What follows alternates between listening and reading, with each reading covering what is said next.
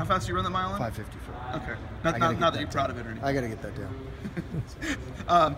Playing at UNLV, certainly they've had an interesting season already with Dave being let go, but then they've played pretty well since then. What have you noticed out of them?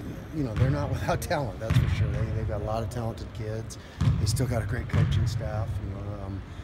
They look like they're playing together well. They're clicking as a team. They had a tough road against their rival, and other than that, they've been perfect since they made the change. So we know what we're in for. It's going to be. It's never.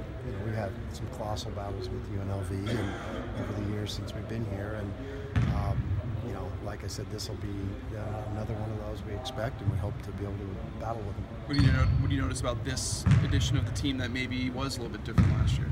Well, it looks to me, just I don't know the ins and outs of what they have, but it looks like they have good chemistry and they play together, and they're one of the best teams in the country in transition, and so they really are the running rebels. And when they get running and finishing like that, they're really, really efficient and hard to beat. The difficulty of playing down there. You got your first win down there last year. It took a really good defensive effort to have it happen. What's so difficult about playing down there, and how do you approach it, knowing that you were able to get it? Well, they've got a tremendous fan base, and they come out and support the Rebels, and like I said, but it starts with the kids out on the floor. They got talented guys up, and you look at I was watching film on them, and I was kind of oohing and on at some of their guys and talented, and my son says, "Dad, every year they're like that." I'm like, yeah, that's a good point. They do have talent, and they look like they are coming together, and so I know, I saw what they did to Air Force. I know what they've been capable of, and we're gonna have to play a great game. They're going with the red out too, so will that be intimidating? Well, the one thing that's good about our guys is they've been through a lot of these things. We were there on Tark night. That couldn't be more. But it'll be a good atmosphere, no question. We've never, every time we played down there, it's been a great atmosphere, and it's a great place for college basketball. And it's also what makes the Mountain West so special is there's so many arenas like this. But UNLV's. It is a pretty special one. My understanding is they're going to honor Mikey Thompson's father also, or do something for him. Oh, that's terrific! I did not know that. That's pretty special of them, and because that was a tough thing for Mikey, and he's got tons of family down there. I mentioned when he graduated in December, he had 17 people come up. So we're going to have a lot of Mikey Thompson friends down there. Speaking of Mikey, what's impressed you most about his play about the last 10 games? Just his quiet consistency. He's not a rah guy. He's not crazy up and down. And, it seems like the bigger the moments, the better he plays, too. So, that's the kind of kid you want. And he's so unselfish. All he cares about is the team. He's one of the most unselfish kids I've ever coached, maybe. And he's so unselfish that you won't even notice that he's unselfish. He's an interesting kid and pretty special one that we're lucky to have. You talk about that quiet consistency, because it does seem like night in, night out, you kind of look at the stats and you go, oh, he had 15 again, and he just does it. He's just kind of getting points throughout the game. It's maybe not in bunches, but he's just kind of doing it throughout the game. Yeah, no question. And it's just, you look at his assist to turnovers is terrific. He's managing our offense, and he knows what's going on. And there's a value to having a guy that's been in the program for 5 years, and we're reaping the dividends of being able to redshirt in that first year. It's made a huge difference for his senior year, and it's made a huge difference for our program.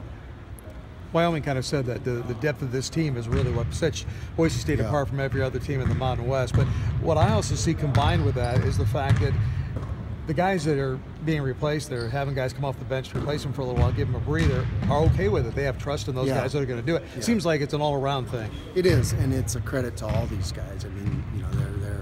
Nobody's caught up in their ego or how many minutes, or I should have played 17, I only played 12, and that's easy to do, because they all want to play more, but in the end they all want to win, and that's what brings them together, and that's they're all involved in something bigger than themselves, and they all accept that and they all like it, and that's what they're about, truly to the core, and that's That's why we're winning. We talked a lot about Anthony and stuff. I mean, he played like 35, 37 minutes in that game and had like 15 points, 7 rebounds or something. I mean, you said some days will be better than others. Was that just a better day for him, I guess? That was like I said after the game, it was vintage Anthony, and it's great to see. That makes you happy. And, you know, you look at the stat sheet, and it was an Anthony Drimmick stat sheet, 15 points, 7 rebounds, 3 assists, 2 steals. I mean, kind of impacted the game in every single way, and had that Anthony Drimmick look of, okay, I'm not going to let this team lose, and here we go. I'll do what I have to do, and that's what makes him so special. Well, how much better is the team? I guess obvious answer if he's able to,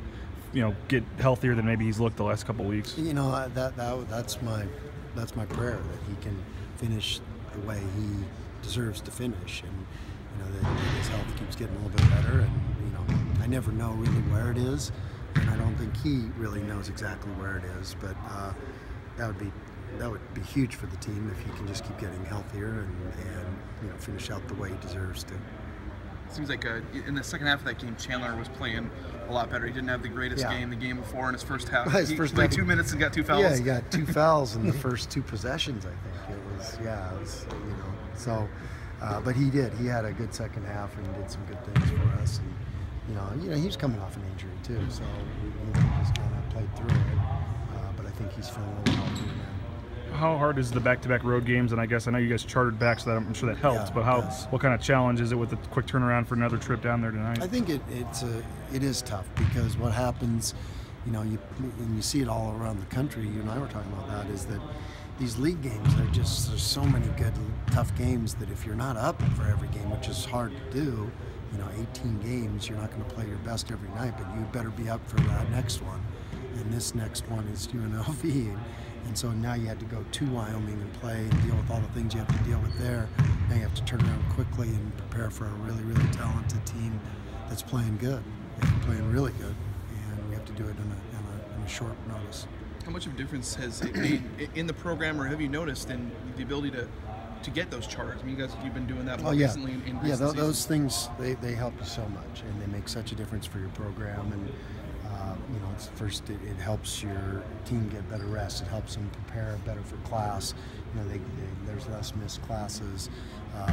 It minimizes, you know, hotels that you have staying in, and I think it minimizes sickness, because you're not on a public plane where everybody's coughing on you and that kind of thing. So it's huge for the program, and you know, the more we can do those, it helps the team. You don't have weird guys trying to sit by you and.